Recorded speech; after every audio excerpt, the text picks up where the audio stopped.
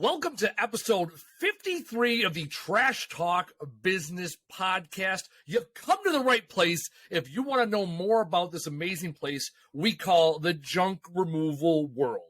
If you're looking to grow, scale, build, get in, get out of this industry, you've come to the right people. That's what we do. We talk about demolition, deconstruction, junk removal, banging cans, loading cans, unloading cans, throwing cans, fridges off of balconies. You want to know the answers to the test? We got them right here. Episode 53 of the Trash Talk Business Podcast. As always, I'm Andy Weins, hailing from the great state of Wisconsin. We are first episode of fiscal year 2, first week of April, recording this bad boy. As always, my partner in crime, the meat church himself, Casey Bubba Lawrence. Casey, what are we talking about today? First off, I just want to shout out to Matt Pittman. I'm not stealing your name. I'm wearing your hat. So if someone does trademark infringement or some shit, you can fuck off with that because I'm not doing it.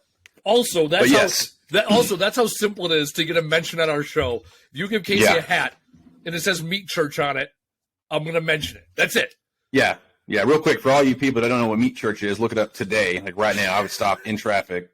They have the best meat rubs, meat recipes. If you smoke meat, suck meat, whatever you do with meat, they have all your answers. It's amazing. Meat Church. Based out of Waxahachie, Texas, by the way. Anyways, yes, glad to be here. Well, I mean, you're here every week. It's not like you're a guest on the show. You're the co-host. Speaking of a guest, Casey, we have a guest today. Why don't you make the famous Casey introduction? You actually might know something about it this time. I actually know this guest. Okay, I was on his podcast a while back.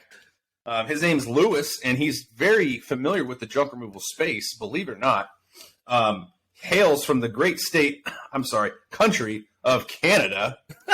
Lewis Vandervalk, thank you for being on the show. Guys, I am pumped to be here. The shenanigans guys get up to, I knew this would be fun, and you guys have a great way of putting everyone at ease here. This is going to be fun. Yeah, no, this is actually, let's talk about Canada for a hot second. They invited me up there, little place called Jobber, getjobber.com. Kind of almost official-ish, unofficial sponsor of the podcast. They love what we're doing. They want to partner with us because here's the deal. I'm gonna pimp Jobber either way, whether they give me the swag or not. Anyways, Canadian company. Who knew? Good people in Canada. So now I just learned that. Yeah, crazy. There you go. So you are hanging out, messing around, but not officially dating yet, is what you're saying. Yeah. So so I talk about this in the keynote. I did this keynote a couple of years ago. It was 13 lessons of life. So I talk about this in the sales world, right? We talk about the funnel. It's called flirting, dating, fornicating. So we are in the dating stage, right? And fornicating means that we produce something, right? That's bodily fluids have been exchanged, not necessarily cash, right? It's okay. We've made an agreement. We've both given something, and so we're in the dating stage. Like you give me a little swag, we ain't fornicating yet, right? Like I'll give you a mention for some swag. There's got to be something else. Like they're okay. Like Waste 360.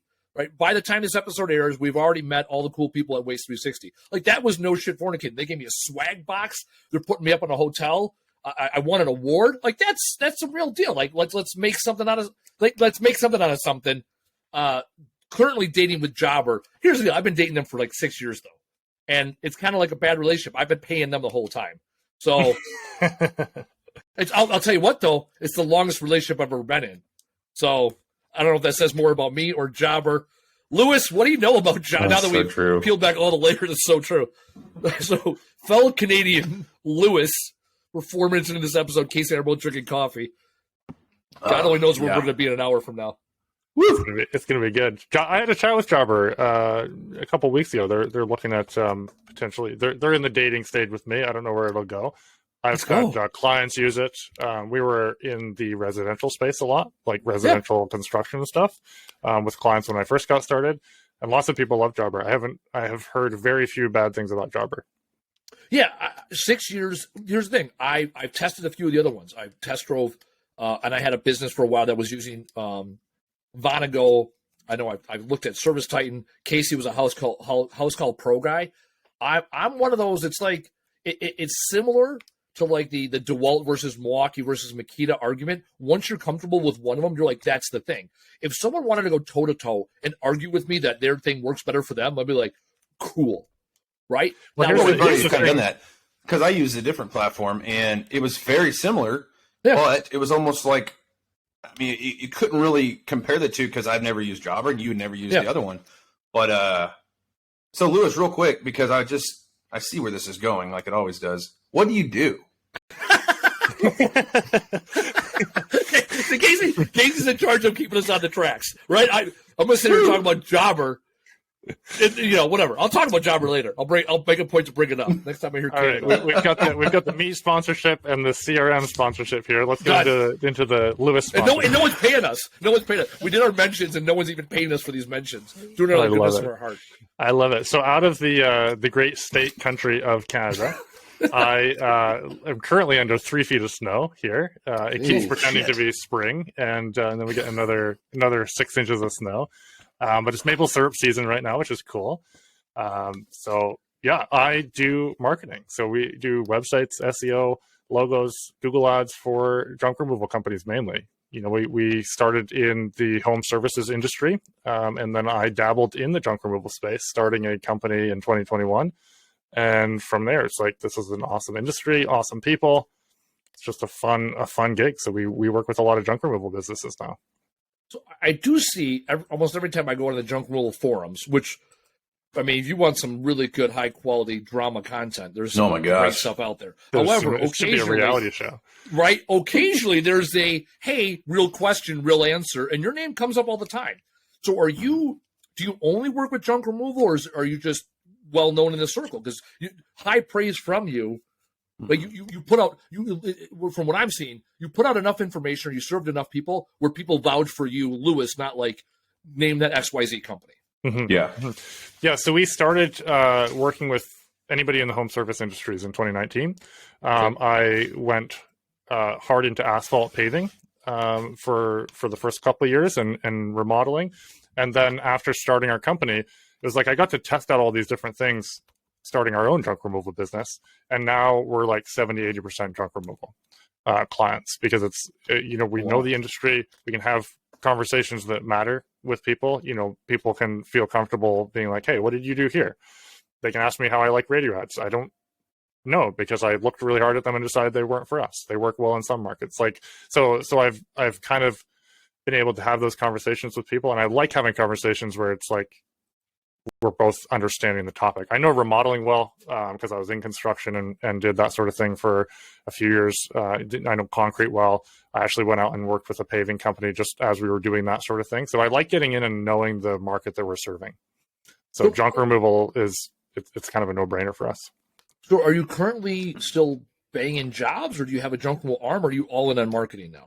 So the way it worked is I started the junk removal company with a fellow who was actually working with me in the agency. So we knew each other from university, and he saw me working away in the agency. He came and joined me, and then we both had the idea together. So he's currently running it. I still do marketing, some of the marketing for it, but Ryan's out there on the jobs, running and gunning, because my main focus is the agency and taking care of our clients. And now Integrity Junk Removal is one of our clients, basically. And the agency, that's now your agency, versus before that was a third-party agent, or that was another No, company? it's always been my agency. It's always been your agency. Yeah, so Blue Crocus Solutions, you can see the logo here. That's been the agency, the marketing agency from the beginning. Yeah. Got it. All right, that's interesting. All right, so so one of the things that we've noticed with our listeners is, and one of the reasons why we wanted you on here, is we get more engagement and downloads when we have episodes that talk about marketing. Because how do you make the phone ring is a constant question, and it's also an evolution. It's like, if you know how to bang on a big job, it's like once you've learned it and you've done it, it's you kind of do it the same way, unless your equipment changes or there's contributing factors. The thing is with marketing, I mean, that thing's moving constantly. Days it's a multifaceted thing. God, is it a mess? It's a multifaceted thing, and everyone's out there peddling their service as the only service that matters. It's like make $5 million with me in crypto, or you have to buy my SEO services, or whatever the case may be, right? Yeah. Well, it's also always evolving. I mean, it is. I mean, how much has AI changed the game of small business marketing now, right? Yeah. No offense to a lot of us, but hell, a lot of us aren't very book smart. So when we're trying to put something together to an email blast or something, we sound like an idiot. So now just having that simple tool, hey, write me an email that doesn't make me sound like a shithead from the South. And it's like, Also, and the next thing you know, it looks professional. Also from the South, we're not talking lower 48. For some reason, No. and I'll never apologize for me because I'm fucking awesome. I will apologize for Casey. Every time there's a redneck thing to say, he'll have a Southern accent. And he's from the South. Like, it's his people. True story. True story. Right? So actually, in this conversation, you're North, i.e. Canada. I'm middle, right? And Casey's down in dirty South. He's the representative. Yeah. We're in a Hawaiian When I say shirt. South, I mean Raleigh, North Carolina, mostly. Yeah. That's Casey's least. All right. Casey bases his decisions on whether he likes a place based off of food, and he has been shitting on Raleigh ever since we left there. Like, we went to Casey and I traveled a little bit together. We've done Texas, California, Georgia, North Carolina, Florida.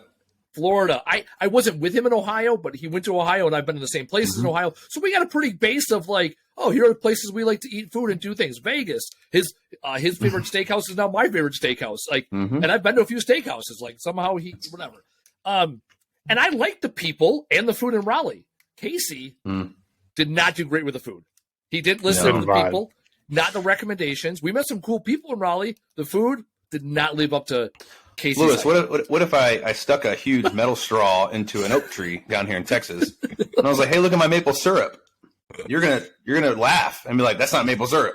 I'm like, "No, it is maple syrup, and here's why: because I call it maple syrup." It's the same concept. They try to label this concoction of crap and call it barbecue, and I'm over here like, "That's not barbecue, man. Like, McDonald's has something over you." Anyways, we don't want to get too far ahead of ourselves. Hold on. Fried chicken, I will defend Raleigh. The fried chicken, yes, the grits, they have the biscuits. good job. Yeah, exactly. If you know what to order, you're good. Just I ate order fried barbecue chicken, in biscuits, Raleigh. and grits for 3 days. I ate fried chicken one day on the way to dinner to eat more fried chicken. I was happy. That's true. You had 2-day-old fried chicken before you had more too. Yeah, like I was eating it, walking to the restaurant. I was like, all right, I'm not gonna get fried chicken. I sit down. I was like, hey, what are you guys known for here? Fried chicken. I'm like, bet. So I got fried chicken, mac and cheese, and biscuits. Yeah. And I couldn't have been happier. 9 pounds and 3 days later, I was a happy clam. Anyways, Casey was over there throwing up barbecue. That, I'll be honest, you can't expect Texas in South Carolina. Yeah, but I will say, back to what I was trying to I keep getting sidetracked here, but the way marketing evolves, it's insane, and I feel like a lot of us small business owners, especially in the junk removal space, we think, oh, we can't afford to keep up with the changes, but you actually can, because it's not evolving so much as service now value. It's more valuable and it's more priced and all this other stuff. There's more options, and you can still pay the same amount, if not less, in the same facet of marketing, I guess. And I think you've actually posted a couple things on AI. Have you implemented? I mean, do you implement AI into some of your marketing services? Yeah, so we'll get into that. I wanted to say we were talking about CRMs, and I think the same conversation as I'm going to tie right back into marketing. So we were talking about CRMs, Jobber versus WorkEase versus HouseCall Pro. Yeah, it's the same with marketing. The marketing or the CRM that you use and go hard on, anything that you do and you go with and do well, it's going to work for you. I know people doing billboards only. I know people doing radio only. I know people doing TV only, and they're crushing it. I have my things that I would recommend, but as a CRM, you could use a spreadsheet. If you use it properly, it's going to do the same thing. All these other CRMs, they're just making it a little bit easier. So in marketing, AI, I think ChatGPT is phenomenal. I've used it. I put out a little video on it there for people specifically in the junk removal space. The thing with, there's a few things that are wonderful about it, but the thing with it for SEO content is I would recommend that you use it as a prompt for what you're writing about. Like, hey, give me 10 ideas on what I can write about, for questions that people ask about junk removal. Then take those prompts and write, from your knowledge. I imagine if you just start writing, it'll come out pretty easily. I'm not a natural writer by trade, so writing isn't my favorite thing to do. But with the prompts there, it's like, gives you some questions, and then you can write off it. Like, hey, what's the best place to donate my goods? Who should I call to get my furniture removed? You can just write little answers to those questions, and it can give you some phenomenal ideas around that. So on that, real quick, if ever I have to speak in public, I never write a speech. Yep. For me, I work better on bullet points. Yep. And then I can kind of elaborate each bullet point. And I feel like that's what you're kind of talking about. Yeah. You It's don't better want to to get have those AI bullet write your points. whole content, your whole blog Yeah. post, because you can detect AI writing, and Google can detect it. And it's not that AI is bad; it's that Google wants really good, high quality human content that engages people, answers questions people have, and gets them to exactly where they want to go. Because Google wants to be the search engine that people use because they get answers. All right, let's break this down party style. I keep hearing AI and marketing, not the first time. One of the reasons I was interested in having you on the call is because I'm like, oh, yeah, AI. And then everyone's like, you got to get on this AI thing.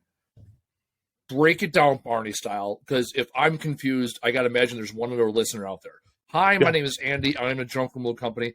What in the hell are we talking about? What do you mean by AI? Are they writing copy for me? Are they following up with my customers? Do I have to do anything today? Like, help me understand. Yes. The fuck does this mean? I understand AI, artificial intelligence. I saw the movie with the Sixth Sense kid, right? Was that the one, Robin Williams and the Sixth Sense kid, right? That's crazy. Okay, so I remember the movie. I understand the two words. I understand how AI works because we do the Captiva thing where you got to point out the lights, the stop lights and the stop sign in the cars, right? I get all that. I understand that Tesla is mapping out roads so someday Uber can have driverless cars, right? Like, that is my concept. So I'm not completely ignorant. When you say AI marketing junk removal company, I'm at a loss here. What So the most hell are we talking about? Yeah, the most common thing that people are talking about when it comes to marketing and AI is a program called ChatGPT. Okay, so you can log in, you can make a free account, you can play around with it, and basically what it is it's taken data. I believe the newest version of it has data up to 2021 or 2020, and it's basically taking everything on the internet, and you can query it with questions, and you can say, hey, you basically start a new chat in it. Is the way it's set up. You start a new chat and you say, hey, I want to write a marketing email to connect with property managers. I'd like to write, an initial email, and then I want 4 follow-up emails from that. It will then take the massive amount of knowledge that it has, and it will write a email sequence for you that's actually pretty darn good usually. And then if you don't like it, you say, hey, I like the first one, and you can literally just type this in. I like the first one, but I don't really like the second one. Can we make that one, the tone a little bit more friendly and whatever? And then it'll rewrite it. So when people are talking about AI, they're typically talking about ChatGPT. Now, there's other AI programs, artificial intelligence programs, that you can do website design with AI now. You can do logo design with AI. You can do, you can do movies. You can do, there's some new ones now where you can do some really, really cool video editing. I haven't played around with that. But ChatGPT is the big one people are talking about. You can put ChatGPT inside of chatbots. You can train it inside of there. There's a bunch of things you can do. So that's often what pretty much giving power to the people, Andy. Like, I don't see. Okay. Also, for the record, talk about the internet and AI. So I typed in AI movie, right? And I misspoke. I combined 2 movies in my head. Turns out they came out within 2 years of each other. So I combined artificial intelligence with Bicentennial Man. Right. So now you have iRobot was Will Smith later, like 2004-ish, maybe. We're going to look it up here, right? Because we have the internet, right? So AI, Haley Joel Osment, kid from Forrest Gump, or also I See Dead People, and Jude Law. He had the issue with the strippers or the hookers he had the issue with Hugh Grant. Was that Hugh Grant? All right. Or no, was Jude Law the one that was Welcome to sleeping our with podcast, Lewis. Was Jude Law the one sleeping with his nanny? I feel like Jude Law was messing around. We'll find that out here later in the program. Bicentennial Man is the other movie I combined with that. Not even close. Anyhow.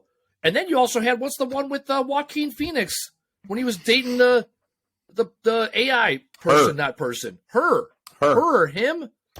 Yeah, that was a good movie. That's what I know about AI. Okay, so you're telling me, so they can write emails, and I can train said AI bot to write emails that answers questions or at least follows up with people, and they do all the things, like they do the drip campaign for you, or do you still have to or is the AI only the writing at this point? This is where I'm confused. So my knowledge of it and my expertise is using it for the writing. I believe it's getting to the point where it will be able to basically connect with your email campaign software and whatnot.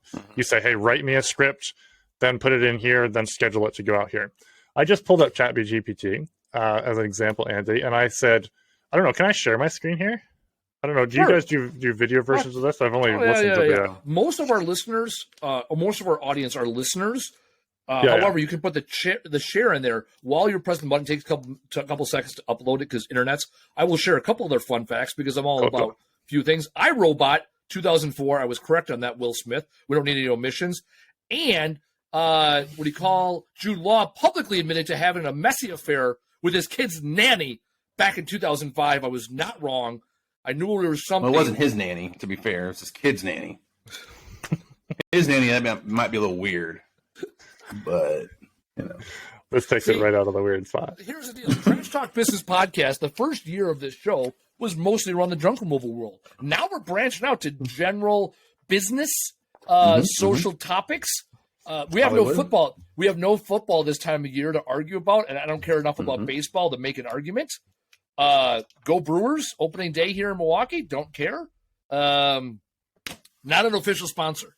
The Brew. Let's see what ChatGPT can do here. So I said, write me a social blurb for a podcast called Trash Talk Business Podcast with Andy and Casey. Oh my so God! Literally just we'll type this. Join hosts Andy and Casey on the Trash Talk. I'll do the read. I'll do the read. Join hosts Andy and Casey on the Trash Talk Business Podcast as they dive in the world of entrepreneurship, taking a no-holds-barred approach to discussing the challenges, failures, and successes of running a business. From the highs of closing a big deal to the lows of dealing with difficult clients, they tackle it with a sense of humor and a healthy dose of realism. Tune in for valuable insights, practical tips, and candid conversations on what it takes to thrive in this fast-paced world of business. They're taking over! That is ridiculous. It's impressive. Taylor, you're fired. Taylor is our... Can AI make me coffee? I'll tell you what, I could not have wrote that. Taylor just walked in. Taylor's being demoted because apparently there's this internet thing that does his job for him. Isn't that wild? God, no?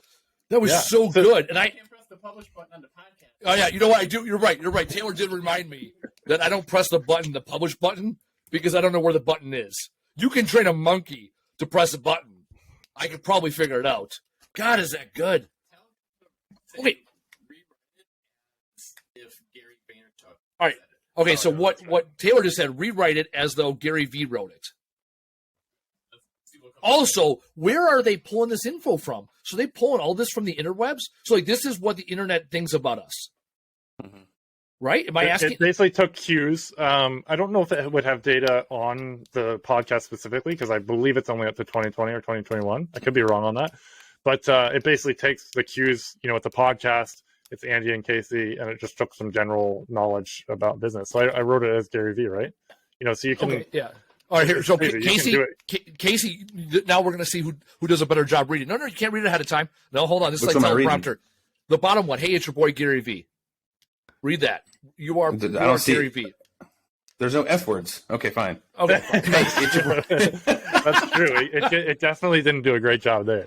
All right. Hey, it's your boy, Gary V. And let me tell you, if you're not tuning into this Trash Talk Business Podcast with my boys, Andy and Casey, you're fucking missing out on something fucking serious. Some serious fucking gems. These two are keeping it fucking real about the ups and downs of fucking entrepreneurship, sharing their fucking own experiences and dropping some fucking serious knowledge along the way. They're not afraid to get their hands dirty and tell it like it is, no matter what state you're from, Canada or United States. So buckle up and get ready for some unfiltered insights into the world of business. Let's go. For the record, for those of you not watching at home, he dropped in 8 F-bombs and Canada. I think Casey just out Gary V and ChatGPT. God. Okay, so all right, this cool, internet that is okay. All right, I'm not gonna lie. So you can see how this changes the game, though. 100%. Because you know what I hate doing? I hate writing copy on the internet. Social media posts. It's phenomenal. Oh my gosh! Right? You can do. I'll have to see if I can find the one that I actually did, because it saves all my chats. Okay, let's think about the promos. I mean, think about trying to stay up to date on how to get people excited about your junk removal business, right? Like, everybody's kind of tired of seeing, no offense, but I stopped using before and afters as much because I'm like, they get it. They get the before and after pictures. Yeah, the garage. How do you keep them fresh, right? So here's one where I did this a while ago. So I said, in this chat, I want to come up with some social media post ideas for our junk removal company. I want it to be entertaining, educational, with an informal tone. And it literally gave me 10 ideas. Okay, so Holy hold on. shit. How do I have to pay for this program? How do I No, I use believe right you now can it's still free. grab it free. Yeah, I have the paid version because it gives you a few more functionalities. I think it's like $20 a month. Aren't they still updating this though, Lewis? So that's why they're like, hey, it's free, but it's still in testing kind of thing. I think you can still get a free version. Yeah. Dude, Yeah. they get you addicted to the cocaine before they sell it to you. And I'll tell you what, It's only been 7 around minutes, for I'm sold. for 4 months, and it's Yeah. got an incredible user base already. I don't The know first day it shut down, it got overloaded. but even don't forget about your garage. Our team can help clear out the clutter. Oh my god, like I Mhm. use the word clutter all the time. So I had it put in emoticons and hashtags and everything. Oh yeah, all the things. Because I hate So how many searching for results? emoticons. How many? Oh, I don't even know what the fuck an emoticon is. How many? The little flowery things here. How is that? What the hell's the difference between an emoticon and an emoji?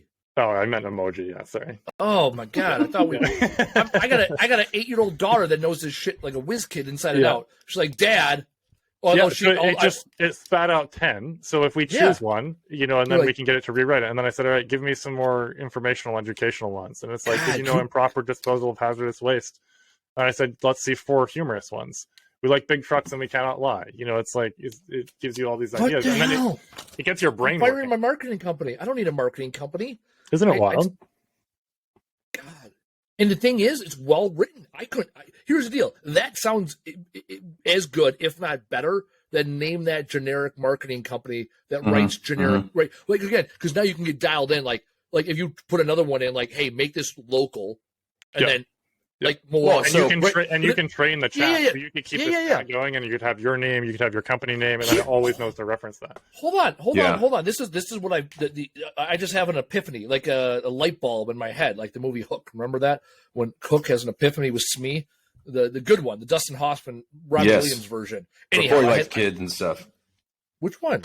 Dustin Hoffman? He had a thing with. Yeah, he got caught like being a weirdo with young Oh. boys. Okay, well let's. That seems to where all these movie conversations go. Casey's just killing the vibe. Anyways, I just have an epiphanies.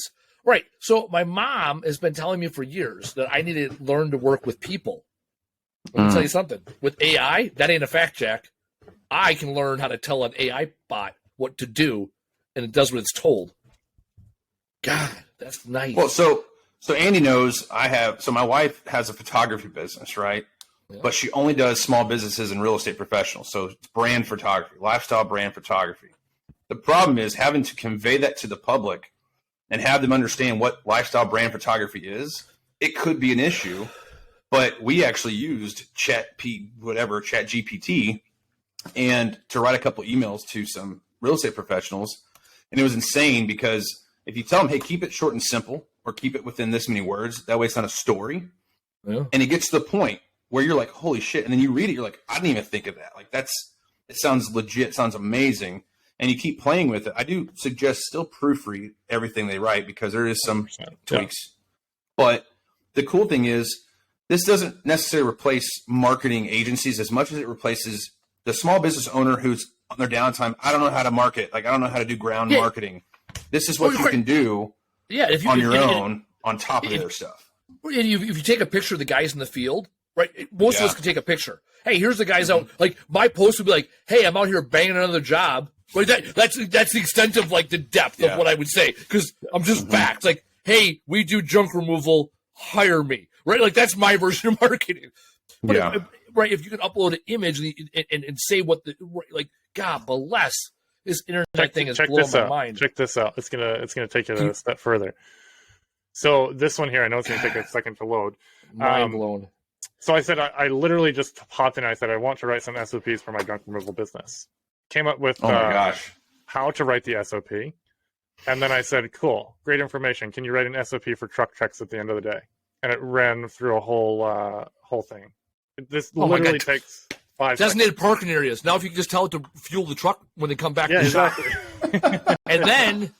and then can. No, but for those that don't know how to write SOPs or they're afraid of diving into an employee handbook, this right here is an option. You can't claim writer's block anymore. You've got the framework and then you just fill it out. And a lot of the time our brains get so stuck because we're like, we can't see our way to the end point of being done the thing that we're trying to write. Yeah. And then there's training. Look, the training, all drivers and employees responsible for conducting end of day trucks. God, all right. Does the AI yell at them when they don't do it? Like a zap? Like they go to their clock? Like, how does that work? Like they go to, sure there'll be integrations soon if there aren't oh already. My God. With shot collars. But there's a lot. It's a powerful tool I use it mainly for idea generation. I know there's others using it in chatbots, in literally like the customer service side of things, on their website. Chatbots is probably one of the biggest things that I've seen that we see that all the time. Bang for your buck, like $10 a month, man, you could have a chatbot just rolling out the dumb shit that you don't want to be dealing with. Yeah. Do you take these materials? Yes. What do you have? Where do you locate it? Just a simple script. Now I mean, our chat feature is text us and we'll text you back. Kind of shit, you know? God, that's wild. All right. Here's the deal. I've been listening to Rogan talk about AI, and like, you know what I mean? Like, the AI is not new. And then even in the local business community, and it's just been, you know, I'm like, oh yeah, AI is out there. That's interesting. In the last 20 minutes, like you show me how capable it is of writing scripts. And I would say I'm still a noob. Like, I follow some pretty smart people, but I may have spent 3 hours on it. Three to 4 hours learning it. Yeah. Did you grow up playing video games? I didn't. I literally didn't play video games growing up, which is crazy. I don't know anybody else that would say a noob, except for when you play video games, you're a noob, right? In the military, we call it F and G. What cherry? You call it cherry? What's that all? Actually, someone did call me say cherry. Yeah, we don't say F and Gs. That was like Vietnam era bullshit. We call them cherries or cherry fucks or cherries. Cherries. All right, F and G is fucking new guy. No, we definitely. Also, we're reservists, so we're 20 years behind. Yeah, not we're 20 we. years behind. We, Andy.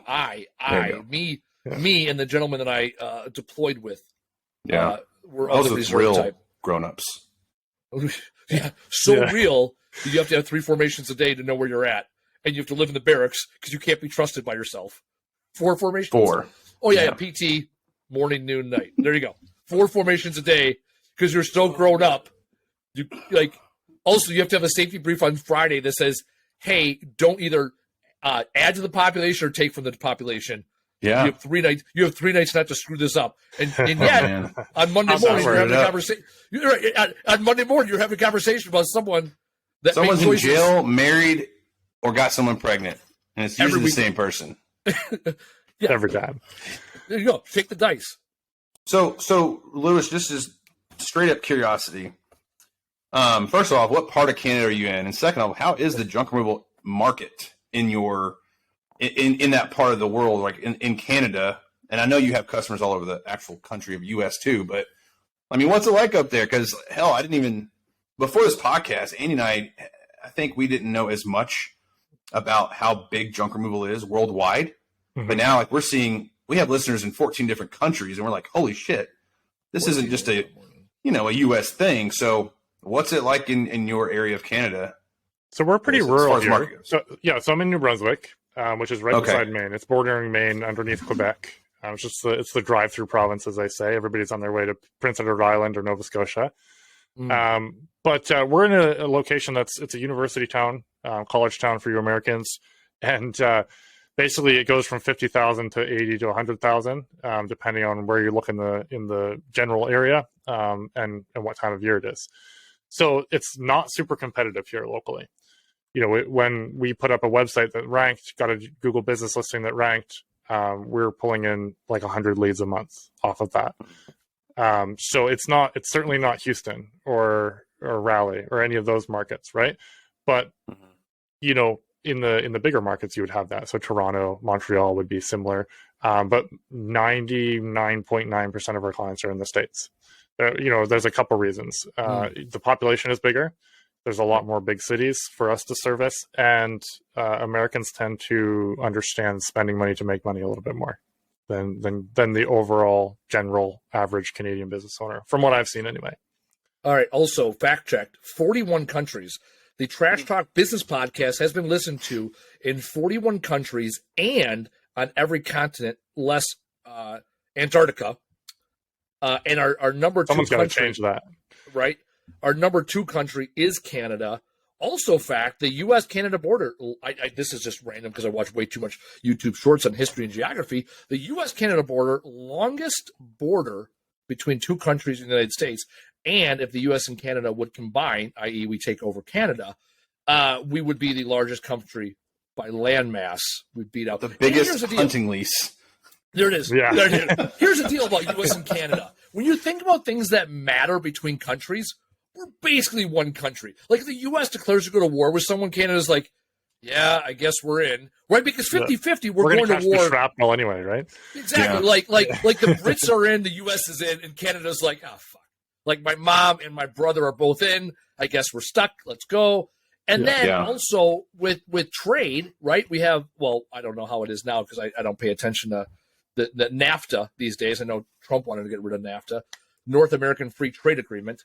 We go on your border, you're going across ours, right? I mean, there was that whole COVID thing where things were dicey. But they're dicey everywhere. We won't get into the politics of Canada. Let me tell you something though.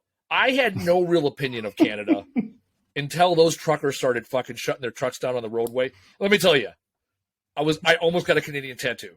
I was like, let's fucking go. These guys. This is. I have no real opinion on Canada except that I know that unfortunately they're ran by a very communist dictator named Trudeau. I feel bad for them. I don't disagree with anything that you fellows have just said. He got in. Here's the deal. I didn't know this shit the other day, but I was like, how did this ass clown get into office, right? I can't speak ill of our president because I'm still Castro in the United States and I'm still in the U.S. Army. I can talk shit about Trudeau all day. Found out the only reason he got the job was because of his fucking last name and his family and his boyish good looks.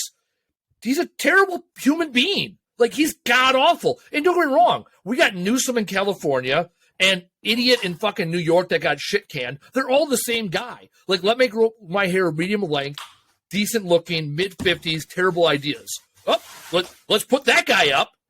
You're in. God bless. And for the record, I'm not a Trump supporter either. Let's just clarify this, right? Huge fan of less government and the two-party system we have in the United States.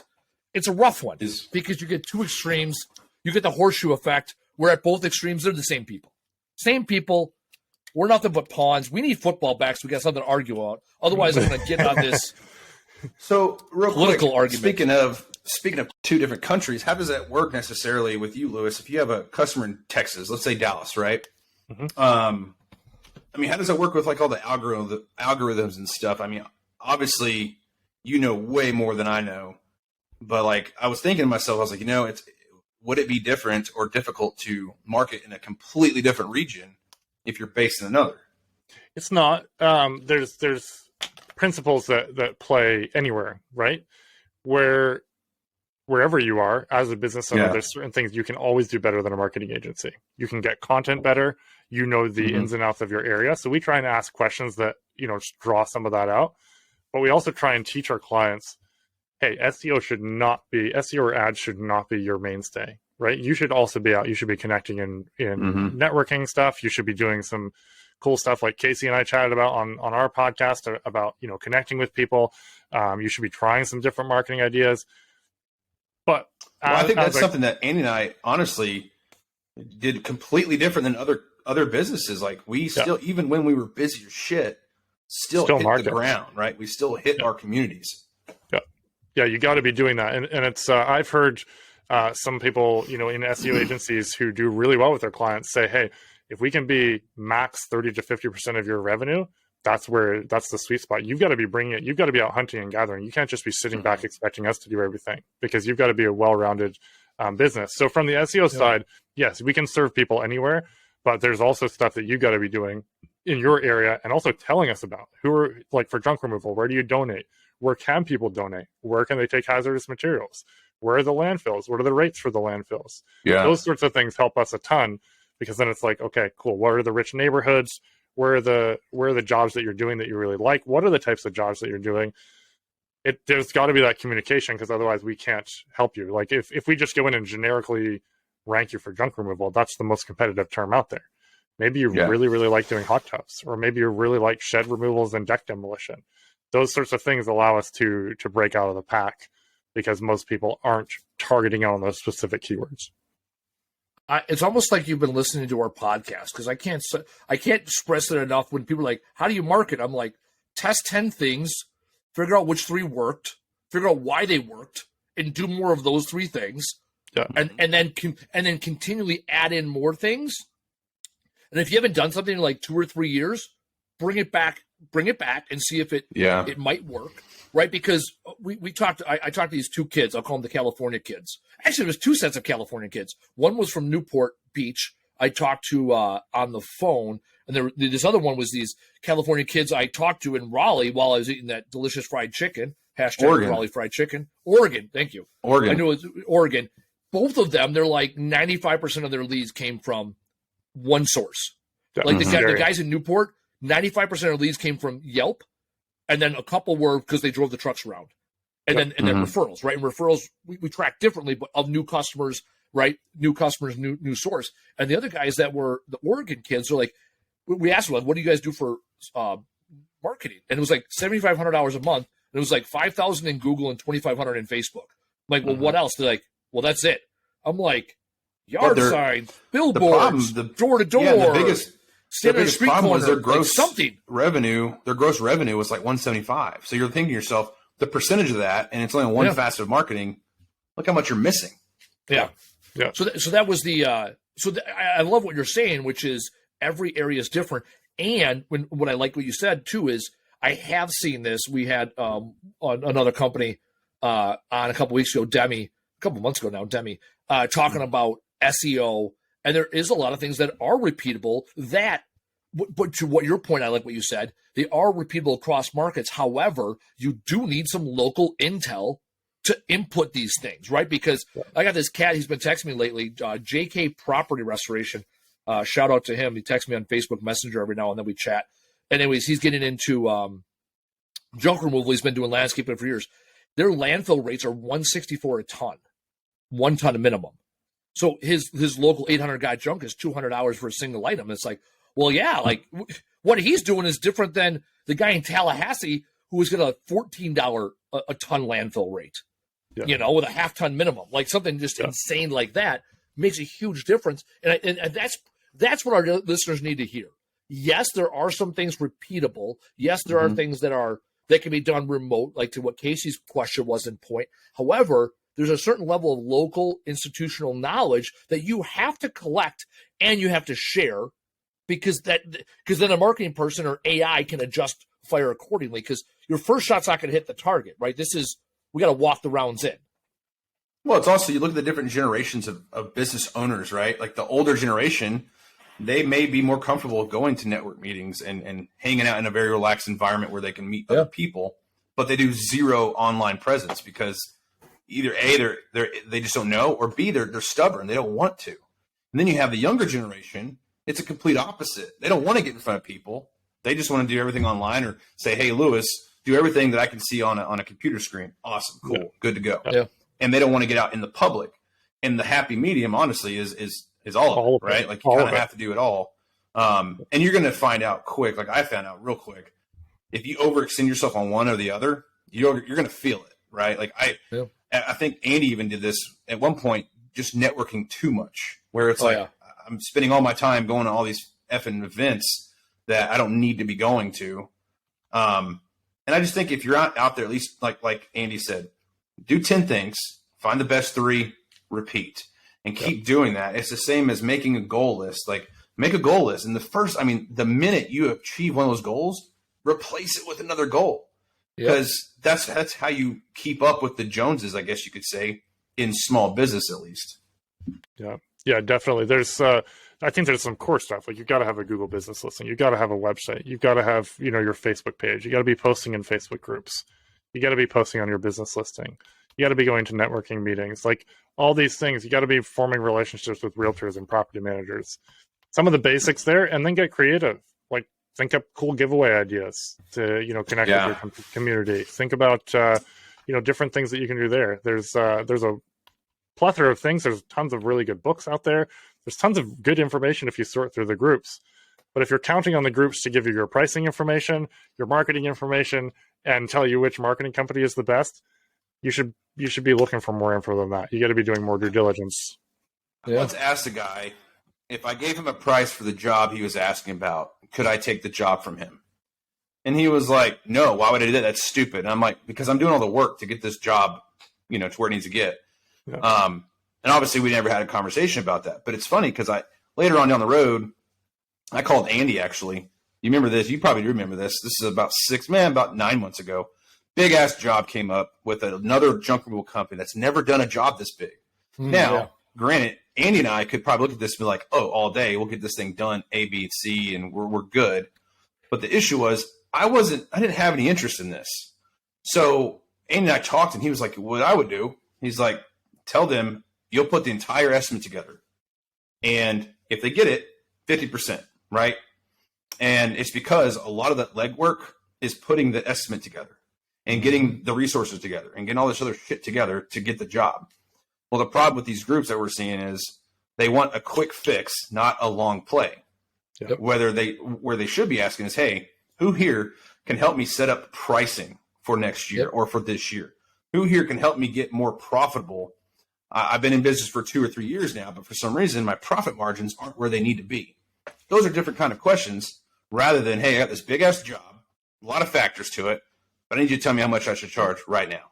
And let's and for the record, for the listeners, that job that Casey's talking about in particular, it was multifaceted. So it wasn't like, oh, bid it at 7 trailers. Okay, here's the no. It was there was elements of labor, material, what kind of material you're pulling, possibly elevator, third party trucking. There was all it wasn't put the estimate together. It was figure out how to do the job. Yeah. And here's the deal: if let's say it was whatever, let's call it $10,000 job, simple, right? If the cost on that job is probably about $3,500, $4,000, and you give away half, right? You have now broke even because you still have some operational costs beyond that $3,500, $4,000 of fixed costs, right? The advantage though is, if you watch the steps and you pay someone do it and they tell you all the answers and they give you all the proprietary relationships and or information, you paid $5,000 to be able to bid the next one. That's essentially what you're doing. And the person doing the bidding for you is taking the risk and taking the chance that you get the job and you perform well and get paid on time and all that stuff. So there's absolutely a cost to that. To Casey's point, what he's talking about is exactly what I do in the consulting world. It is, let's take a look at your prices. One of the first things I ever do when people give me their price sheet is I figure out what your price per cubic yard is, blended and not, right? So blended is basically you take your single item price. So you take all your pricing less your single item price, right? So your price per cubic yard, or blended, which is all of them. And then also we look at a pro forma. The challenge I have with most people is their profit and loss statement is shit because they haven't been tracking. And this was one of the issues we had when we were part of the franchise organization. It was not standardized in the junk removal world how to put together a pro forma, right? And then to your point, or P&L, even a P&L. Right, yeah, correct. Not a P&L, because this is what happens. You got a P&L, right? That's your profit and loss statement. Money in, money out. Got it. That turns into a pro forma. Okay, based on what I did last year, what are my goals for this year?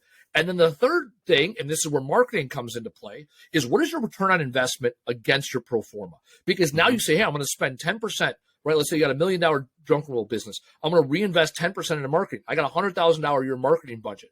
Okay, I'm going to take this $100,000. I'm going to split it 10 ways. Not all the same, right? You can spend 30% on Google SEO, right? You spend another, 15% on in-person events, another 15% on in-person networking, right? And then you take 4 initiatives, you spend 10% across each, right? $10,000 across all these other initiatives, right?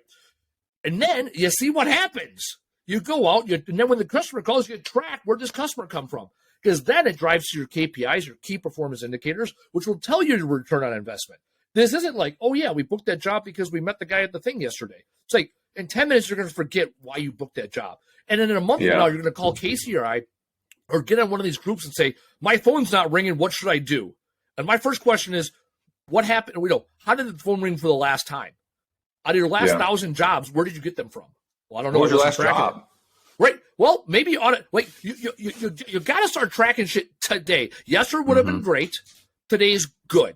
Because, and I teach a class called the 6 Buckets of Business. It starts with marketing. It ends with the numbers. And as soon as you have the numbers, guess what? You take the dollars you made, because we got dollars that we made, and put it back into marketing because the phone needs to ring again. And that's why this whole idea of what's the best way to market. Try 10 things and you tell me.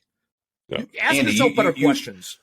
I'm on my You were like, soapbox. how does Chat GPT have all this just information? Well, it's the same thing, right? They collected data. They tracked data tons of data. over and over and over again. And if you're not tracking, I don't know how many times I mentioned this, but it's worth mentioning again. If you're not tracking everything, not just the who's and the where's, but the why's, the how's. Yeah. Because that's the thing is you can create trends within your own small business. You can have 10 junk removal companies trending at different actual levels. I had that. I had exactly that at one point. I had 10 junk removal companies, you know? And that's the thing is you're not tracking those numbers. You're going to be like, hey, why is San Diego doing better than Fremont? Well, I don't know. Okay. Why is Wisconsin doing better than the one in Pennsylvania or Florida? I don't know. Well, those aren't answers. You need to figure out why, because obviously your efforts are going to the wrong place in one of those. And when it comes to marketing, yeah, exactly. And the cool thing with marketing is you can market however is best for your business. There's no rules. I hate when people say, hey, for instance, Instagram. Hey, does Instagram work great for junk removal? Here's my answer. As far as I've seen right now, it does not. Right now. I'm not saying no, because it could change. Hell, how much has Instagram changed in general in the past 2 years? Now it's all videos. Now it's all reels. Those are huge performance progresses, I mean. And that's the thing is with junk removal itself, I wouldn't necessarily say, no, it doesn't work. Just maybe not right now. I have not seen it work that great versus your Facebook, Yelp, your Google. But that's the thing. Marketing is always fucking evolving. And if you're not willing to evolve with it, then yeah, you're going to be stuck with, dude, it's been 2 weeks. I've had one job. Well, why? Yeah. You know, and everybody still thinks the only way to market is Google. The only way to market is, oh, I got to go work on my YouTube channel. Dude, I took a coaching call this morning, Andy. I'm talking to the client. Awesome person, by the way. She's killing it. But the one thing she was like, after I got to find some time today to go work on my YouTube channel. I said, what is the purpose of your YouTube channel? And she goes, well, I like to do like tips and tricks in there. I go, are you getting business from it? And she said, well, no. I'm like, okay, so why are you putting on a priority list for right now? Like, no offense, but you just told me all these other issues you're dealing with. Yet your YouTube channel is more of a hobby and more of a. I get why you're doing it. It's part of marketing, but it's not direct to your business, right? Yep. So she's like, oh my gosh, I didn't even think about that. She's like, maybe I shouldn't do it. I'm like, you can do it, just don't put it on your top priority list, right? And I'll be honest, that's something I struggle with, right? And I struggle with that because on Mondays, this is Monday right now where we're shooting this podcast. I typically do between a minimum 4 hours up to 7 hours of content on a Monday, given how my cycle hits. Now, I know that me doing the Trash Talk Business podcast does not drive traffic to Camel Crew junk removal. I know that. It has not proved out. Our listenership is not, it's not women and men in the Milwaukee area that need junk removal. Like, they're not that interested. However, I do consulting and keynote speaking. So that's why I do this. So if you look at it, right, I average around 5 hours of content on a Monday. That is 10% of my week. If I work 50 hours in a week, 10% goes to content. Tonight at 6:30, when I'm done with my second podcast of the night, I'm done creating content for the entire week. I do prioritize it early in the week because that's what it is. And the rest of the week, I prioritize making money. There's a lot of people that are like, oh, Andy, you're always busy. You're always doing it. No, I'm combat effective when I'm doing it. I'll go on LinkedIn on Mondays and maybe Fridays. And the rest of the time, it's doing the thing. The process is working. The system is working. I hardly go on YouTube. Someone asked me earlier today if this podcast is on YouTube podcast. I was like, I don't know. She's like, well, how do you not know this? I was like, I don't know. Taylor knows things and stuff. Right. And then we have about a 3-minute meeting when Taylor gets here. I'm like, hey, do things to make the podcast better. And then Taylor presses buttons and, hey, listenership. And then, right. And it's a completely different business. How I market that is completely different than how I'm marketing the junk roll business. And to your point, it's like, I know this doesn't stick. It's a completely different business. And I've acknowledged it. I can say it to you and my other business partners. 5 hours a week, I create content for me. And I do it if you were struggling, speaking business. If Camo Crew was looking at a really bad place right now, you're not going to be like, hey guys, I have a podcast at 2. No, you're like, hey, look, we're going to have to shut this thing down because I need that extra hour. I tell you what, I did that. No, my phone was going off just a second ago, Zello, because I was all morning up until this podcast, I was doing operations because we had someone call in, which means, Fleet Commander now has to cover down. President's out doing estimates. and we don't have an ops person, so there's not even right. So I'm doing. You phones. could have an Yeah, AI guy answer that phone. I could. phone for I you. do need an AI guy, dude. I'm thinking about it. Trust me, it's on my radar now. Now I know what the hell AI is. GPT. Yeah. There you go. He swears a lot. This guy's fucking awesome. Ask around. Actually, here's the deal. Little insider tip and trick. Whenever I'm answering an email in the general inbox, and I don't want to acknowledge it's me, Andy, answering it, it's Derek. And so earlier today, Emmy, our virtual assistant, was like, "Who's Derek? Like, did we hire someone that I'm not aware of?" And I was like, "No, it's my alias." And I was like, "He's an awesome employee of the month." Because in the email is someone asking to speak to the owner, and I was like, "Oh yeah, I'll send this right over to him." Blah blah blah, Derek. And I forwarded it to myself, and then I replied as me. Derek's fucking awesome. So there you go, little insider tips and tricks. Also, this I do remember our first summer in junk removal. People be like, "Oh man, we see your trucks all over the place. You got tons of trucks." We had one truck at the time. I'm like, "Oh yeah, our crews are out there banging jobs. They're every Making it happen." Right, Yeah. wait, face it while you make it. That's the key. Face it while you make it. Actually, here's the company president's calling me. I'm gonna grab this and put you on mute, and I'm sure Casey will come up with cool things to say. I love it. Well, so Lewis, real quick. I mean, we're getting to the close here. For everybody listening out there, like, hey, what do you want to talk to them? What do you want to say to them? And who are you actually looking to help? Who are you looking to work with? Yeah, I mean, if I could say one thing is go back through the last 10 minutes of what Andy and Casey are saying. Track your numbers, track where stuff is coming from, try different things, and then do those things consistently enough to know whether or not they're working. You've got to do that. SEO is not the be all end all. Websites are not the be all end all. I'm going to talk about them as if they are because I want to catch your attention. But when we jump on a call, I'm going to have a frank conversation and say, hey, I don't think that SEO is the right fit for you right now. I don't think ads is the right fit for you right now if it's not, right? Because it's not necessarily the only fit or the only thing. Maybe you need to go out and be more active in the Facebook groups because of where you are. Like, we can't help everyone, right? And I'll get to who we can, who we're looking to help here. But the groups want you to think that you can just sit back and pay for leads and then everything's going to be okay. You've got to get out there and work. You've got to get out there and talk to people. You've got to get out there and talk to people online, in the Facebook groups, on the, Nextdoor, all these different places. Become known in your small community. business groups in general, Yeah. So you've got to get out there. You've got to do the work. You've got to be a hunter, not a gatherer. Because if you're a gatherer, you can go wait tables at a restaurant. That's a good place because people just walk in. But so who are we looking to help? We're looking to help. Typically, it's someone who's doing over 500K a year. Looking to cross 1 million and more. And we can. That's our ideal client for SEO. For websites, we can start younger in the business. Someone who's just starting out. We've got some packages that you can jump on for a website. We'll get you a basic site that we can build onto later on with SEO. But in the junk removal space, no matter where you are, if you're hungry, I can help you at least on a quick call and say, hey, this is what you should be doing. Come back to me in 6 months when you're making a little bit more money, and we can, it makes more sense to devote that money to marketing. All right. So one question for you that I hear a lot, right? This always comes up no matter who you talk to. I'm sure you've heard it a lot of times too. All right. I'm not making much money. I really need to get more jobs. I can't afford thousands of dollars a month for marketing.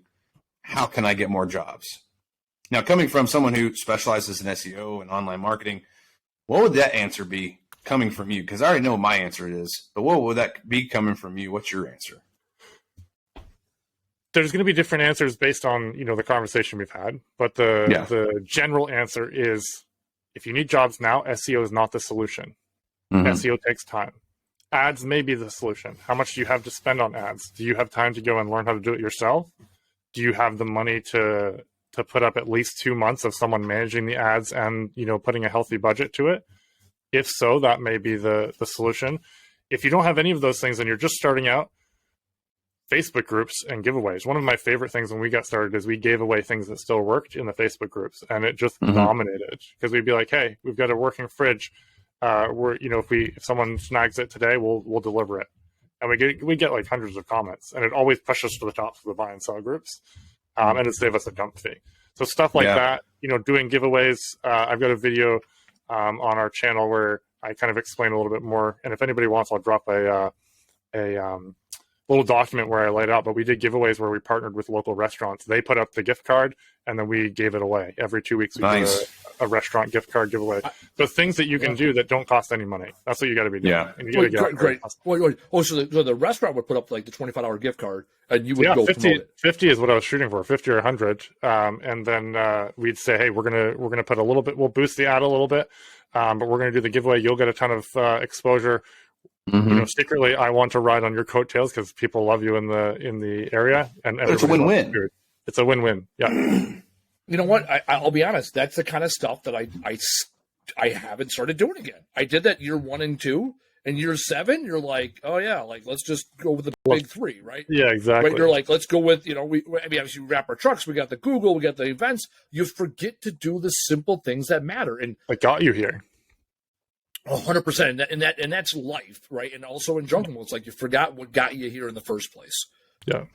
Also, I will say the reason why you're on this podcast is because you wrote a blog naming me, Andy, or whatever. The junk removal YouTube page is one of the top 10 junk removal pages, Yep. right? And I'm sitting there enjoying my morning constitutional, and you shoot me a message on Facebook. Hey, did you see you were featured on this blog?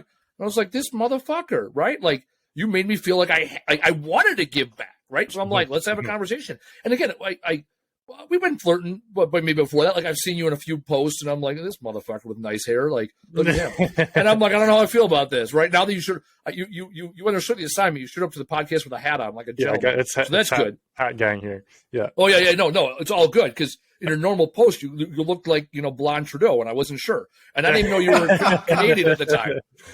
I was actually born in New Hampshire. So I'm dual citizen. So I'm struggling the line here, trying to figure out what the best of both worlds is. You already know that is. Yeah, yeah, it depends what you want. Yeah. Yeah. Where's your wife? Are you married? You got a wife? Where's she from? Yeah, we do. Yeah, we've got a family. She was born here. She actually traveled all around with her family and landed back here. And we've got 3 kids, 1 on the way. Oh wow! Oh, All right. We're going to be congrats. banging down my office door here in a second too. Okay. Well, we'll let you go. We'll let you go here in this hot second. All right. So, no, my point is you gave first, right? We've talked. We've whatever.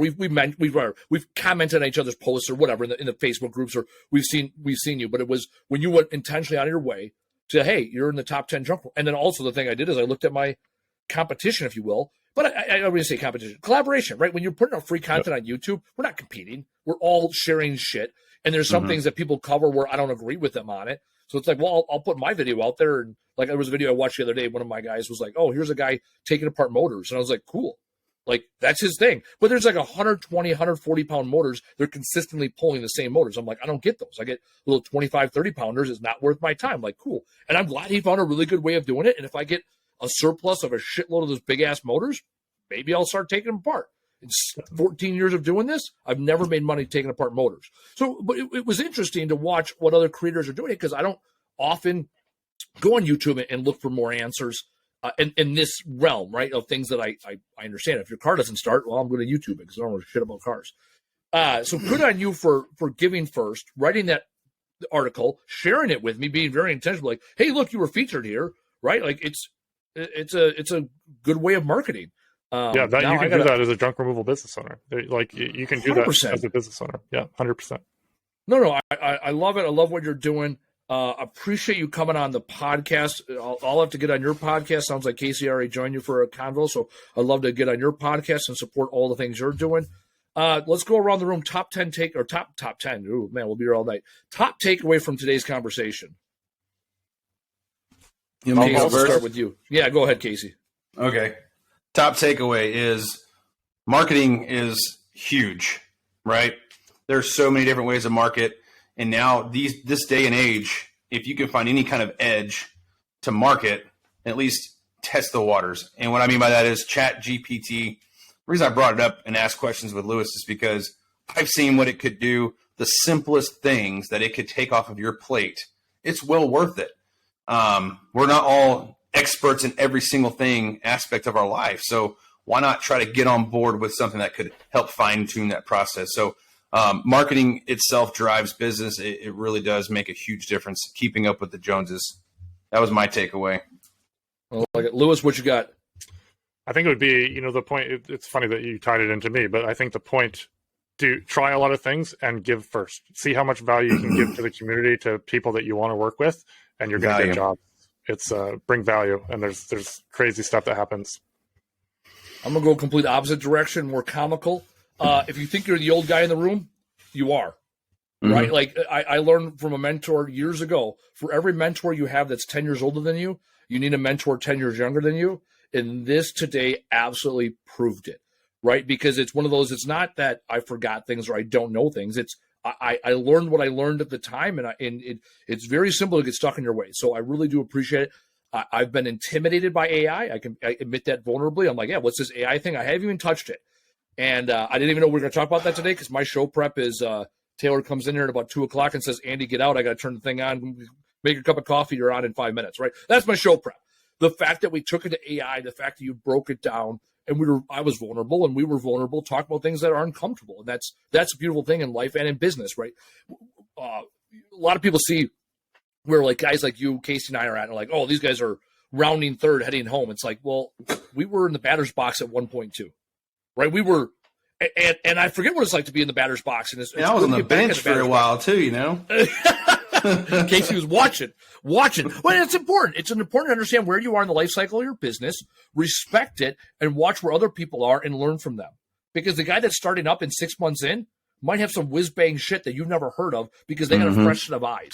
So that's why I give credit to the guys that are doing things their own way, and I'm learning from them, because there's things that I said no to 5, 6, 7 years ago that might be a yes now, because it might work. So stay young in this hustle, stay hungry in this hustle, and it's a great industry to be in. My overall goal here is to build a level of professional within the junk removal world. People like you, Lewis, are showing us you're capable. You're focusing, like you said, 70, 80% of your customers are junk removal companies, which means the industry is growing, it's expanding, and it's important that we surround ourselves with people that want to do things sustainably and the right way, especially when we're talking about AI. How do we stay out in front of the big competition? Because let's not forget, Big Blue is Canadian, right? How do we stay out in front of the big blues and big reds, big oranges of the world? Because we're all about the independent owner-operator junk removal company. Yeah. I'm happy. I'm excited. Lewis, how can people find out about you? You know, we already plugged Meat Church. Let's plug you. What Blue how Crocus, do people find you? Bluecrocus.ca. Blue like the color, crocus like the flower, CROCUS.ca. Find us there and reach out. All right, our Canadian friend joining us. We now took us 1 year. We are now officially, Casey, the international trash talk business podcast for Casey Bubba Lawrence, our friends to the north. I'm Andy Weins. Thanks for coming out. We'll see you next week.